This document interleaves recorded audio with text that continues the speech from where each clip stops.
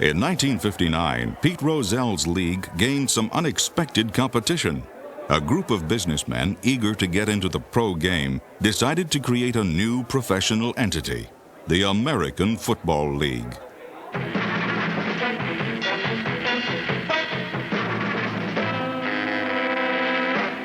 The AFL owners recognized there were new cities and television markets eager to embrace pro football.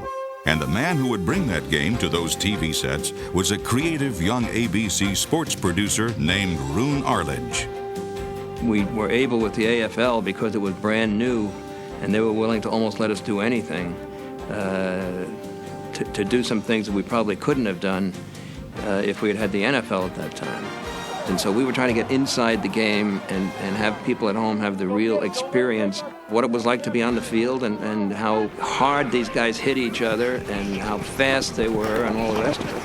Arledge's sound and visual innovations truly gained national attention during the AFL's first sudden death game, the 1962 League Championship. They said, now down to the field and Jack Buck. And Jack was standing on the field on the 50-yard line with the referee. It's sudden death now, whoever receives the ball, and we'll start all over again. You understand that? You have your choice, of course, receiving or kicking. We will kick to the clock. You're going to kick? Yes. To the clock. Right. Dallas won the toss. Well, I tell you, over on that Dallas bench, they're going wild, Kurt. They don't know what's going on. Abner Haynes elected to kick off with a club, and I'm sure that's not the unanimous opinion of the bench over there. Kicking against the wind. AFL coverage went against the wind and against some standards of existing sports programming.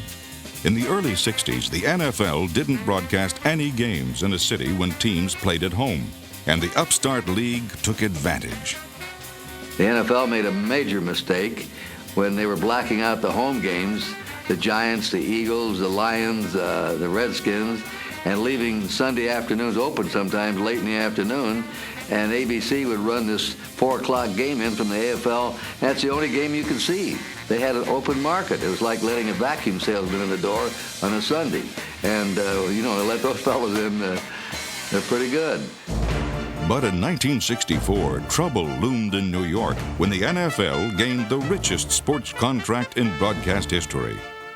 The National Football League signed a deal with CBS, and it brought each NFL team about $900,000 per year. And this was in many ways considered to be kind of the death knell for the AFL, because we were making around $125,000 per team, and obviously we couldn't compete if the National Football League was going to have $900,000 a year income. So Sonny Werblin and Joe Foss, who was the commissioner of the AFL, had a series of meetings with Carl Lindemann and others at NBC and negotiated a deal which put each AFL team on near parity with the NFL teams.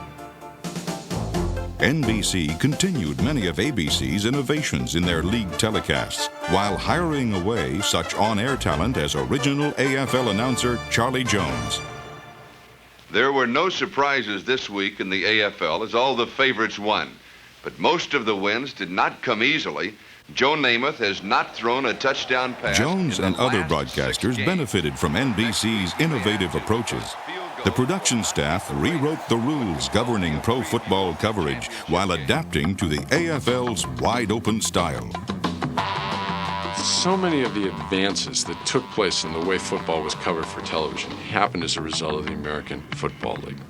Those games had a pioneer duo doing them, Kurt Gowdy and Paul Chrisman. And Chrisman was a very, very different analyst than anybody we'd ever heard before. He was willing to be critical. He had an amazing ability to take what had always been given to us as complexity, make it sound like real language. Those were all key things because they were happening at the time that the public was making this huge leap from having had baseball as the American pastime to now making a full-body decision that football was their national game. And I like to think that Gowdy and Chrisman were huge in that regard.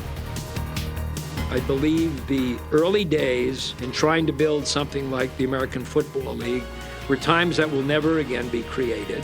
They can't. We were literally inventing how sport should be covered on a daily basis.